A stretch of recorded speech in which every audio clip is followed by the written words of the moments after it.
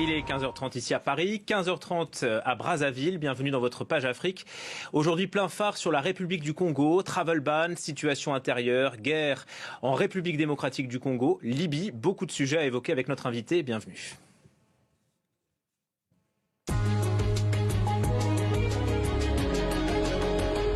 Cela fait 10 ans que notre invité côtoie les plus hautes sphères de la République du Congo. Une décennie qu'il porte la parole du gouvernement, proche du président Denis Sassou Nguesso.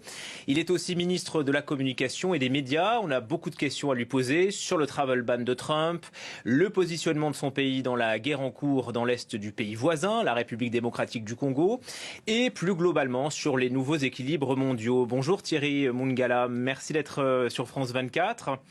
Le 5 juin, Donald Trump a placé la République du Congo sur liste noire. Interdiction donc pour les ressortissants de votre pays de voyager aux États-Unis. 12 pays sont concernés au total par ce travel ban. D'abord, est-ce que vous avez été surpris ? Absolument.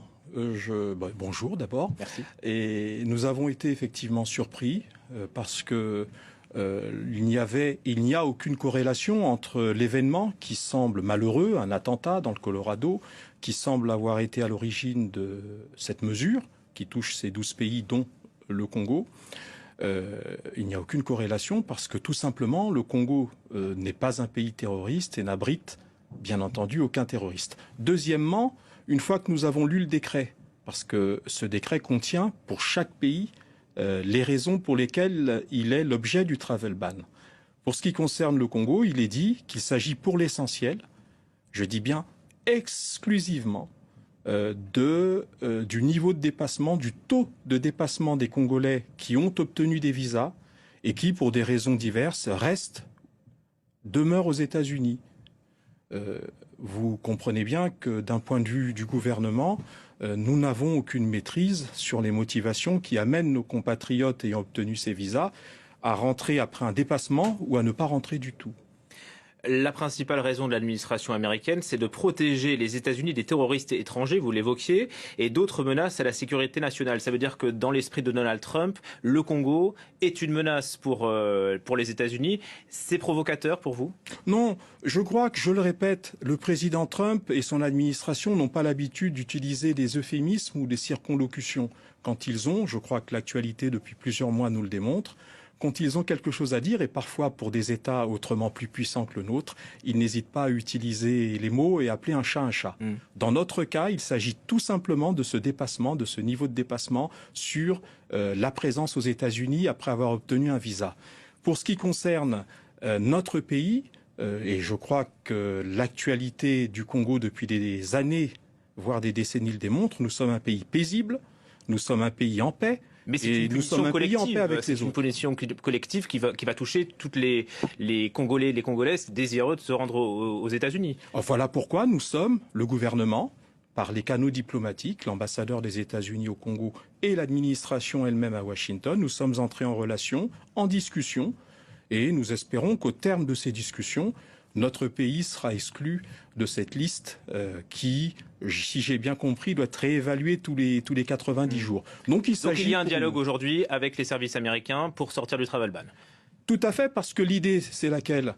C'est tout simplement d'éviter que nos compatriotes qui ont soit des études à faire, soit des projets professionnels, soit tout simplement l'idée de s'installer définitivement aux États-Unis ne soient pas handicapés, ne soient pas punis par une mesure qui, de notre point de vue, est une mesure excessive pour laquelle nous discutons avec nos amis américains. Vous avez bon espoir de convaincre Donald Trump. Le Tchad a décidé de faire l'inverse, de suspendre la délivrance de visas aux Américains. C'est une stratégie qui vous paraît quoi, irréaliste ? Non, je ne peux pas juger ce que fait un pays voisin et ami. Nous avons une stratégie qui est celle de l'apaisement et du règlement de ce que nous considérons et nous persistons à considérer comme un malentendu.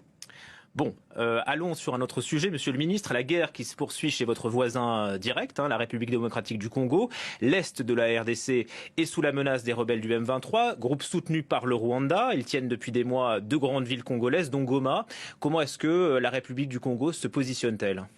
Alors, comme vous le savez, la République du Congo est le pays et a la capitale la plus proche de celle de notre pays frère et voisin, la RDC. Kinshasa, Brazzaville. Il est courant, il est même de coutume de dire qu'à chaque fois que l'un des deux pays, l'une des deux capitales attrape la grippe, eh bien c'est l'autre qui éternue. Donc nous avons une relation tellement fusionnelle que notre intérêt bien compris, il est entendu qu'il est d'aider à assurer la stabilité de notre grand voisin. Alors le président de la République du Congo, comme vous le savez, a une démarche qui est une démarche permanente.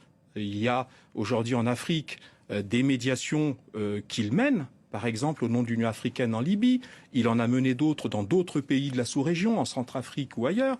Donc nous sommes disponibles, bien entendu, nous sommes à l'écoute de toute initiative pour laquelle notre président, qui connaît bien ses deux voisins, notre président pourrait s'impliquer. Bien Vous dites entendu, qu'il est comme un joueur de réserve, hein. Il interviendra quand on lui demandera. Oui, j'ai pris cette image il y a quelques heures, quelques jours, où j'ai dit qu'il était sur le banc de touche et qu'il pouvait à tout moment rentrer sur le terrain. Vous vous placez exclusivement sur la médiation, une intervention en soutien de vos forces militaires, comme l'ont fait les Sud-Africains. Ça vous paraît exclu ? Non, mais de toute façon, il s'agit d'interventions qui sont parrainées, qui sont autorisées par les instances internationales ou sous-régionales. Donc, à ce niveau-là, le Congo-Brazzaville n'a pas été sollicité. Il y a 10 jours, votre gouvernement a annoncé également la fin de la mise à disposition de terres à des entreprises ou des entrepreneurs rwandais. Faut-il y voir un geste de défiance dans le cadre de cette guerre vis-à-vis de Kigali ? Alors, absolument pas. Alors, je vais vous expliquer, mais en 2 minutes. Nous avons signé des accords d'État à État avec Kigali lors des visites du président Kagame au Congo et des visites du président Sassou Nguesso à Kigali. Ces accords demeurent. Il s'agit d'accords de coopération bilatérale.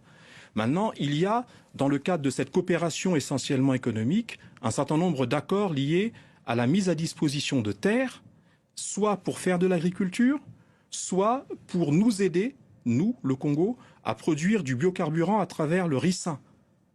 Et dans ce cadre-là, des entreprises rwandaises avaient été sollicitées et avaient accepté de nous accompagner dans ce schéma. Il avait été conclu, il y a un peu plus de 2 ans, ces accords qui faisaient l'objet donc d'autorisation express d'occuper ou autorisation provisoire d'occuper. Et il était prévu que dans les 2 ans qui suivaient, ces entreprises devaient effectuer un certain nombre d'actions, poser un certain nombre d'actes et faire des diligences qui montraient leur motivation et leur volonté d'aller jusqu'au bout de la proposition de produire.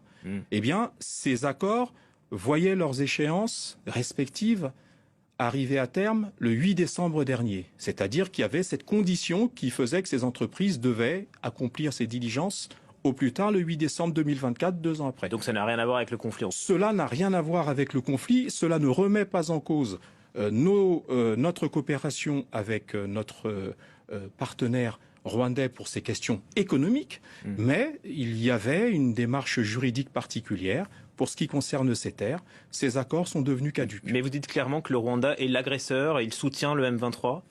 Nous ne pouvons pas entrer dans ce type de considération. Comme je vous l'ai dit, nous avons 2 voisins, 2 amis, 2 pays frères. Ces voisins sont aujourd'hui en situation de conflit. Le rôle du Congo et le rôle que peut s'assigner notre pays, c'est tout simplement d'aider à la résolution du conflit. Le président congolais est également président du comité de haut niveau de l'Union africaine pour la Libye. Ça ne vous a pas échappé, hein, le pays est toujours à feu et à sang. Il y a eu il y a un mois ces affrontements entre milices au cœur même de Tripoli. On a le sentiment que rien ne bouge et que le statu quo domine encore. Quelle est votre lecture de la situation ?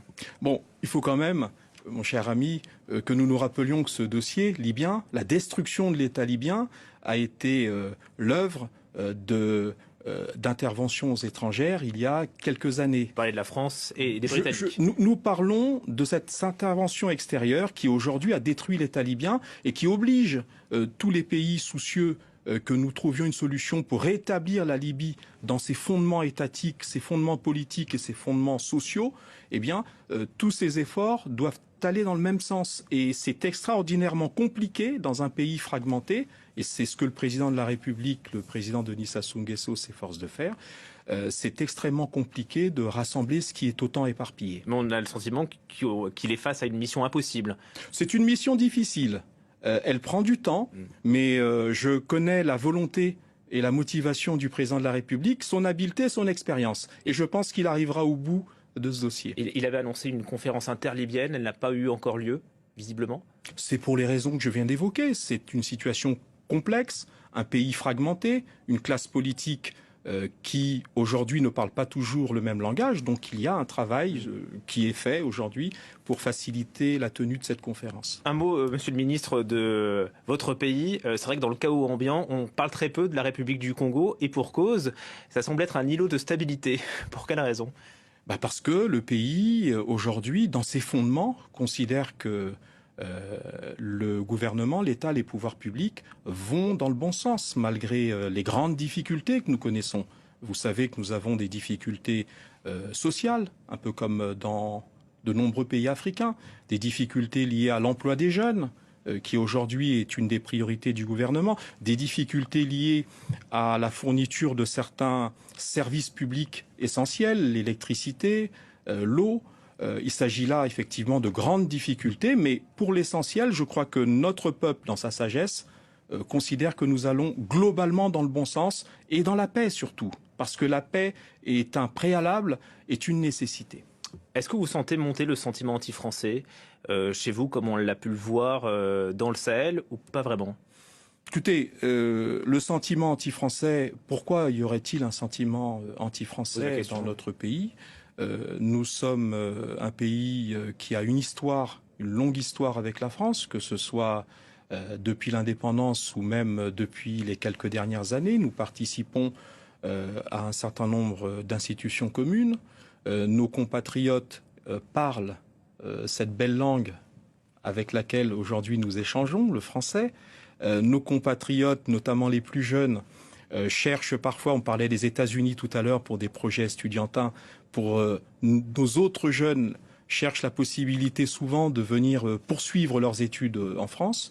Non, nous n'apercevons pas de raison qui amènerait au développement et d'un sentiment anti-français. Merci, monsieur le ministre, d'avoir été sur France 24 dans notre rendez-vous Afrique.